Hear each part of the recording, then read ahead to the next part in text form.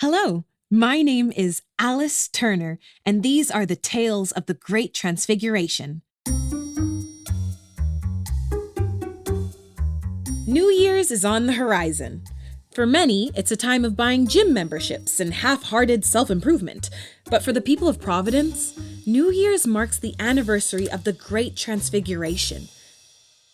The parents of the octopus girl walk along the shores of Swan Point. Jack Zachary Johnson and the veterans of the Battle of the Bubble Bath spend the last few days of the old year shooting cans off the fence posts.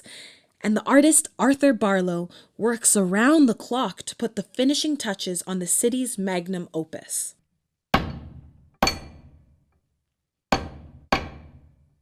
Hi, Arthur. Thanks so much for taking some time out of your busy schedule to talk to me. As I understand, you've been commissioned to carve a statue in commemoration of the Great Transfiguration. You'd be correct, though I suppose I wasn't really the first choice. No? Of course not. I only got into the arts about a month ago, but all the other sculptors that were working on this piece kept transforming. The first gal that got the job, she turned into a cement mixer a couple months in, and it's been a gong show ever since. Becky turned into a butterfly. Thomas turned into a fire truck, I think. No. Thomas turned into a fire ant. Sam turned into a fire truck. And then Courtney turned into a cloud in the shape of a dog. At least most people said it looked like a dog, but I always figured she was open to interpretation, you know? And that left you. That left me. This seems like a pretty important job. A statue to commemorate the Great Transfiguration. Were you the only artist left in town? I don't mean to sound rude. It's just that you said you'd only recently gotten into the arts. No, it's all good. I never used to be interested in stuff like this. I always just figured it was beyond me. Yeah, you know how it is. You look at someone doing something and you think to yourself, that could never be me. My daughter used to be a painter when she was younger, back when she still lived in Providence. She'd be out painting in the front lawn. Bright colors. She always painted with the brightest colors. I'd go out there, see her paintings on the lawn, and I'd ask her, "Oh, what's that supposed to be?" She hated when I asked her that. Because she wasn't drawing or painting actual pictures, right? She just did colors and shapes. But she'd get so mad and she'd say, "It is what it is, Dad. It doesn't always have to be something." But it was something. She created something, even if she didn't know what it meant. It was all a bit beyond me. We put up her paintings all over the living room, her mother and I. I'm still trying to figure them out. Sorry, what was your question? Why'd you take the statue gig? Yeah, why me? Right, why me? After my daughter moved away, now this was a good couple of years before all this transfiguration stuff. After she moved away, I was feeling lonely. So I went to an art gallery downtown. Oh, it was a lovely place. Beautiful marble floors. They were so clean, you could see yourself in them. So I went to this gallery, like the lonely old man that I was, and I slipped on those polished marble floors. I split my head open in the middle of the exhibits. Needed 18 stitches along the back of my head. Right? Yeah. Oh.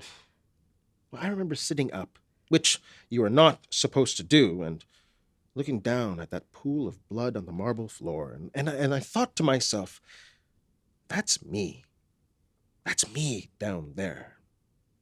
No, but it wasn't me, right? Because I was still me, but the blood was just a part of me. Once it left my body, was it still me or was it something else? It was kind of both, right? I think that's how it feels to be an artist. Is that how you feel about your contribution to this statue? Yeah, I think so. Look, between you and me, there's no way I'm finishing this statue in time for New Year's. I barely know what I'm doing. I've been chipping away at this piece of marble for days, and it looks no less like a chunk of rock than when I started. What's it supposed to be? Me. You? Yes, that's me in there. Look, there's my eyes, and my mouth is right here. Look, it is what it is, okay? It might not look like it, but I'm in there somewhere.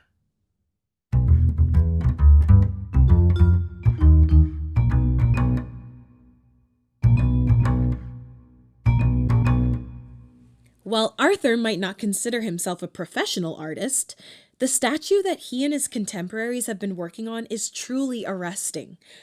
At its heart stands the form of a massive albino alligator bursting out of the marble. It's incredibly lifelike. This depiction of the instigator is 20 feet tall and masterfully sculpted. Surrounding this alligator are those caught in the crossfire of the Battle of the Bubble Bath. They appear to have been carved by a different artist. They stumble over themselves, covered in bubbles. Not quite as accurate as the alligator, but still a feat in its own right. And then comes the animals. Antelopes carved out of the limbs of people, silhouettes of birds etched into the perfect scales of the alligator. And finally, a contribution from Arthur's predecessor, the objects. They're simplistic. The talent pool in Providence has no doubt dwindled since this statue was commissioned, but their sheer magnitude is staggering. Dozens of lopsided toasters and washing machines, a half-finished refrigerator. It's hard to describe, like a Renaissance painting with people and creatures overlapping everywhere you look. After spending some time in Providence, I've come to realize that it isn't as chaotic a place as you might imagine. It's not some war zone full of people turning into tigers and hand grenades. I mean, they do. Tigers are literally everywhere. But things have settled down quite a bit since the early days of the Great Transfiguration. Miracles are still a big part of everyday life, but nowadays people just call into work when a traffic light turns into a palm tree and everyone understands. While the rate of transformations might have slowed down, that doesn't mean it hurts any less when someone you love changes into something else. Hi. Come on in. Thanks for having me. Thanks for coming by. Here, let me take your coat. Oh, come. Sit. This is Nancy Daniels, a soon-to-be single mother. 4 months into her pregnancy, her husband, Kevin, transformed into a gorilla. He lives in the parking lot behind their apartment. Nancy says she'll often find him staring through the kitchen window while she makes dinner. He wears a simple sticker on his chest. Hello, my name is Kevin Daniels, Transformation Class 1A. Nancy thinks Kevin's official identification probably got lost in the mail, or it was never issued in the first place. But it costs $50 to get the government to reissue an ID. $50 Nancy doesn't have at the moment. So she did what many in Providence do. She went to the dollar store, bought a package of Hello, my name is stickers, and identified Kevin herself. Have a seat next to Lacey. Lacey, Stacy, this is Alice. We met the other day at the sacrificial blood drive. Hi, you must be the reporter. Hi, it's nice to meet you. You too. Thanks for having me. Of course, the more the merrier. We've got punch and virgin mimosas. Nancy, are you ready for presents? Can we do presents? Here, open mine. The Very Hungry Caterpillar. My mom read this to me when I was little. It's the deluxe edition. There's a couple extra pages where the caterpillar eats a mango and a kiwi. How thoughtful. Nancy's about 9 months pregnant, and her friends decided to throw her an open-door baby shower. Her little one-bedroom apartment is full of people from all over Providence. An older man in his 60s found Nancy after presents. He was wearing a warm sweater with a name tag on the chest. Hello, my name is Dorothy. I managed to catch the tail end of their conversation. I heard about your situation, and I just wanted to say that if you ever need to talk or something about anything, just give me a call. Thanks, Louis. I appreciate it. It's tough. Every day, it's tough. When Dorothy changed, I didn't know what to do. One day you're sharing a home with the love of your life, and the next day they're a sweater. It's a massive change, but eventually you get used to the new normal. He's still out there. Not the way he used to be, but he's there in a new way, you know? It's funny. He startles the neighbors and dents the cars. But I've never been scared of him. Well, Kevin always used to put the king in King Kong, eh? Yeah. Always a gentle giant. Well, Dorothy and I had better head out. It's getting late. I'm always a phone call away. Take care, Nancy. Thanks, Lou. Drive safe. Nancy's evening is full of little moments like this. Moments with people that get it. There's a sense of community in Providence that I didn't expect. Only a year after the Great Transfiguration, and everyone's settled into this new normal. They still mark the occasions. They celebrate the birthdays and the babies. But their conversations are familiar and strange all at the same time. So how are you feeling about giving birth for the first time? Excited? Nervous? Well, a little bit of both, I guess. That's natural. It's a baby. It's a monumentous event. 1 minute you're you, and the next you're two. I feel like I still don't know what I need to know, you know? Is it the birth stuff or the mom stuff? All of it, I guess. I've got very narrow hips. We love your narrow hips, don't we? You're very slender, yeah. Plus, with modern medicine these days, you'll be fine. What if the doctor turns into a fish or something mid-delivery? They've got doctors on standby. You think the hospitals haven't adapted? I went in for a breast exam the other day, and she turned into a sheep mid-squeeze. They have a guy, just pew-pew, shoot him with a dart, tag him, drag him outside, and let them loose.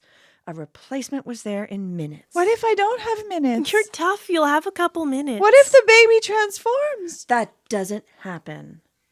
Well, it happened to Gwen. It's rare, though. Gwen gave birth to a painting. Easiest birth the doctors had ever seen. Out popped up a rolled-up piece of parchment, all fancy-like, wrapped up in a pretty red ribbon. Apparently it transformed in the womb. What was it a painting of? Did you see it? They put it up in the living room. Gwen loves it. Says she tears up every time she sees it. You've seen it. The painting she's got of a sunset. I suppose it does pull a room together. But if I'm honest, I don't get what all the fuss is about. I don't know. I've never seen an orange like it. It's nothing to cry about, though. What if it's a sunrise? The painting. Oh, maybe. Here, open my present next. You're never going to guess what's inside.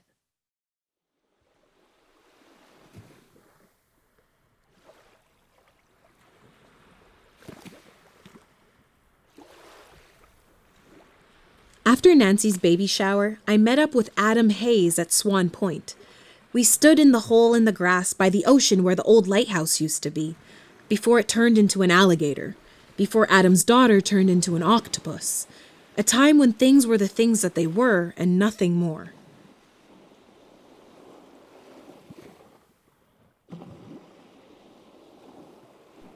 A friend of mine's super pregnant. I mean, you should see her. She's huge. She's expecting any day now. I'm kind of worried about her. I was wondering if you had any advice for soon-to-be parents. When Bella and I were expecting, we read through every parenting book in the library. Eventually, I branched out to other species. Did you know that an octopus will give its life to raise its eggs? They'll stay with the eggs until they hatch, not even leaving for food. Eventually, they starve to death. I mean, it's an extreme measure, but their dedication gives over 70,000 babies a chance at life. I think she's just having the one. Do you have any advice for a human woman? You know, by the time Angela was born, I'd already forgotten most of the mammal advice. Did you know that an alligator knows how to swim the minute it hatches? It instinctually knows how to survive. An alligator is born and immediately knows how to be an alligator. I guess people aren't so lucky. It takes us a while to figure out how to walk, how to talk, how to be ourselves. But we get there eventually. It takes a while to figure out how to be a parent, but she'll get there too. Remain calm. A potential airborne threat has been detected heading southbound down Swan Point. Those in the Swan Point area are advised to head for shelter. Ooh, we should probably get out of here before it starts raining refrigerators. Look at you. You sound like a real local. Right? I've even started carrying those "Hello, my name is" stickers around in my wallet. Just the other day, I saw a peregrine falcon turn into a disco ball. No way. It was quite the sight. It plummeted a good couple 100 feet before exploding on the intersection outside the library. Luckily, no one was hurt.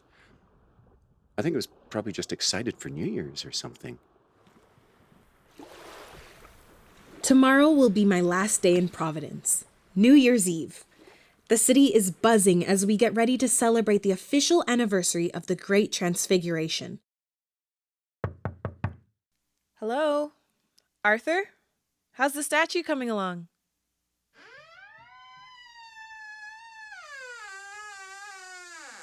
When I returned to Arthur's workshop that evening, the door was unlocked and the building was silent. The statue was just as I'd left it, an incredibly detailed marble alligator surrounded by chaos. Tucked into the corner of that cacophony sat a stone lump, vaguely humanoid in shape. The only new addition was Arthur's finishing touches, 2 dotted eyes and a cracked smile carved into the face of the stone. And there, standing across from his creation, was Arthur Barlow, transformed into the most perfectly polished block of marble I'd ever seen. It shone so beautifully I could see my reflection in it. Before I left, I gave Arthur his last rites, a sticker reading, "Hello, my name is Arthur Barlow, Transformation Class 1B, the last artist in Providence." Tomorrow, on New Year's Eve, Arthur's statue will be presented in the town square in all its unfinished glory.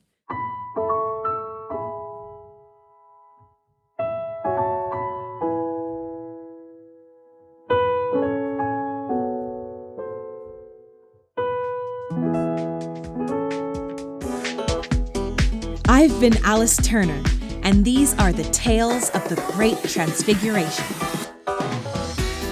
Thank you for listening to Tales of the Great Transfiguration. This episode was written by Ben Townsley, with direction by Andraea Sartison, and featuring the voice talents of Ardith Boxall, Reena Jolly, Kara Joseph, Ross McMillan, Geneviève Pelletier, and Ray Strachan. Our sound designer is MJ Dandeneau, with audio engineering by Daphne Finlayson. Tales of the Great Transfiguration was produced by the Village Conservatory with the Crescent Arts Centre. Support for the show is provided by the Canada Council for the Arts and the Winnipeg Arts Council. For more information about this podcast, please visit villageconservatory.com/tales.